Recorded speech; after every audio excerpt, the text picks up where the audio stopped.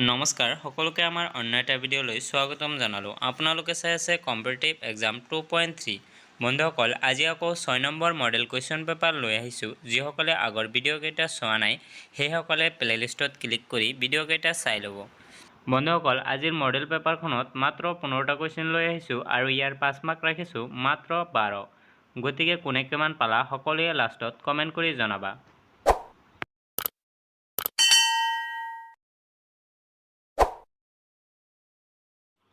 আজিৰ প্ৰথম প্ৰশ্নটো হৈছে 2028 চনত পৰৱৰ্তী অলিম্পিক ক'ত অনুষ্ঠিত হ'ব? ইয়াৰ শুদ্ধ এনচাৰটো হৈছে অপশ্যন চি USA। বন্ধুসকল, আৰু মনত ৰাখিব 2024 চনত হৈ আছে পেৰিছত। আজিৰ 2 নম্বৰ কুৱেশ্যনটো হৈছে এটা অলিম্পিকত 2টা পদক লাভ কৰা প্ৰথমগৰাকী ভাৰতীয় মহিলা কোন? বন্ধুসকল, ইয়াৰ শুদ্ধ এনচাৰটো হৈছে অপশ্যন ডি মানু ভাক্কাৰ। বন্ধুসকল, মনত ৰাখিব মানু ভাক্কাৰে এটা অলিম্পিকত 2টা পদক লাভ কৰা ভাৰতৰ প্ৰথমগৰাকী মহিলা। আজিৰ 3 নম্বৰ কুৱেশ্যনটো হৈছে পেৰিছ 2024 অলিম্পিকত ভাৰতৰ হৈ কোনে প্ৰথম পদক লাভ কৰিছে? বন্ধুসকল, ইয়াৰ শুদ্ধ এনচাৰটো হৈছে অপশ্যন ডি মানু ভাক্কাৰ।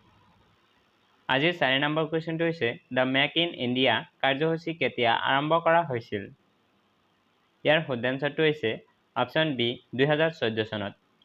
মনত ৰাখিব 2014 চনত দ্য মেক ইন ইণ্ডিয়া কাৰ্যসূচী আৰম্ভ কৰা হৈছিল। আজিৰ 5 নম্বৰ কুৱেশ্যনটো হৈছে অসমৰ পৰা ভাৰতৰ প্ৰথম নিৰ্বাচন আয়ুক্ত কোন আছিল? বন্ধুসকল, ইয়াৰ শুদ্ধ এনচাৰটো হৈছে অপশ্যন ডি হৰিশংকৰ বৰ্মা। বন্ধুসকল, মনত ৰাখিব হৰিশংকৰ বৰ্মা আছিল অসমৰ পৰা ভাৰতৰ প্ৰথম নিৰ্বাচন আয়ুক্ত। বন্ধুসকল, আজিৰ 6 নম্বৰ কুৱেশ্যনটো হৈছে ভাৰতৰ হৈ ব্যক্তিগত ইভেণ্টত কোনে প্ৰথম অলিম্পিক স্বৰ্ণ পদক লাভ কৰিছিল? ইয়াৰ শুদ্ধ এনচাৰটো হৈছে অপশ্যন এ অভিনৱ বিন্দ্ৰা। আজিৰ 7 নম্বৰ কুৱেশ্যনটো হৈছে ৰামধেনু আলোচনীৰ প্ৰথম সম্পাদক আছিল?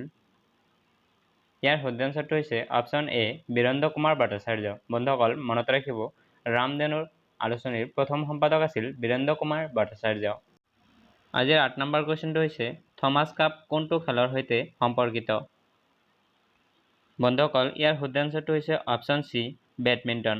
বন্ধুসকল, মনত ৰাখিব বেডমিণ্টন থমাছ কাপৰ লগত জড়িত। আজিৰ 9 নম্বৰ কুৱেশ্যনটো হৈছে আছাম ৰাইফলছৰ মুখ্য কাৰ্যালয় ক'ত অৱস্থিত? ইয়াৰ শুদ্ধ এনচাৰটো হৈছে অপশ্যন এ শ্বিলং। বন্ধুসকল, মনত ৰাখিব আছাম ৰাইফলছৰ মুখ্য কাৰ্যালয় শ্বিলঙত অৱস্থিত। আজিৰ 10 নম্বৰ কুৱেশ্যনটো হৈছে 2024 চনৰ অলিম্পিকৰ বাবে কিমানজন ভাৰতীয় খেলুৱৈয়ে যোগ্যতা অৰ্জন কৰিছিল? ইয়াৰ শুদ্ধ এনচাৰটো হৈছে অপশ্যন বি 117 জন। বন্ধুসকল, মনত ৰাখিব 117 জনে 2024 চনৰ অলিম্পিকৰ বাবে যোগ্যতা অৰ্জন কৰিছে।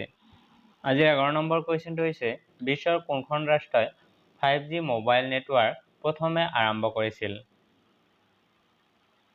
বন্ধুসকল, ইয়াৰ শুদ্ধ এনচাৰটো হৈছে অপশ্যন চি দক্ষিণ কোৰিয়া। বন্ধুসকল, মনত ৰাখিব দক্ষিণ কোৰিয়াই প্ৰথমবাৰৰ বাবে 5G মোবাইল নেটৱৰ্ক আৰম্ভ কৰিছিল। আজিৰ 12 নম্বৰ কুৱেশ্যনটো হৈছে 2011 চনৰ লোকপিয়ল অনুসৰি তলৰ কোনখন ৰাজ্যৰ প্ৰতি কিলোমিটাৰত জনসংখ্যাৰ ঘনত্ব সৰ্বাধিক? বন্ধুসকল, ইয়াৰ শুদ্ধ এনচাৰটো হৈছে অপশ্যন ডি বিহাৰ।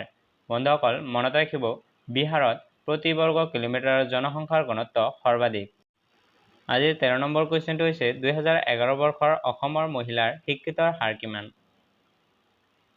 বন্ধুসকল, ইয়াৰ শুদ্ধ এনচাৰটো হৈছে অপশ্যন এ 65.46%। আজিৰ 14 নম্বৰ কুৱেশ্যনটো হৈছে ভাৰতৰ ক'ত প্ৰথম কপাহী কল প্ৰতিষ্ঠা হৈছিল? ইয়াৰ শুদ্ধ এনচাৰটো হৈছে অপশ্যন এ কলকাতা। বন্ধুসকল, মনত ৰাখিব কলকাতাত ভাৰতৰ প্ৰথম কপাহী কল প্ৰতিষ্ঠা কৰা হৈছিল। বন্ধুসকল, আজিৰ 15 নম্বৰ কুৱেশ্যনটো হৈছে প্ৰাগজ্যোতিষপুৰৰ প্ৰাচীনতম ৰজা কোন আছিল? ইয়াৰ শুদ্ধ এনচাৰটো হৈছে অপশ্যন বি মহিৰংগ দানৱ। বন্ধুসকল, মনত ৰাখিব মহিৰংগ দানৱ আছিল প্ৰাগজ্যোতিষপুৰৰ প্ৰাচীনতম ৰজা। আজিৰ হোমৱৰ্ক কুৱেশ্যনটো হৈছে ভাৰতৰ সৰ্ববৃহৎ ৰাজ্য কোনখন? বন্ধুসকল, ইয়াৰ শুদ্ধ এনচাৰটো জানিলে তলত কমেণ্ট কৰি জনাব। আজিৰ ভিডিঅ'ত ইমানখিনিয়েই। যদি ভিডিঅ'টো ভাল লাগে শ্বেয়াৰ কৰিবলৈ নাপাহৰিব। ধন্যবাদ।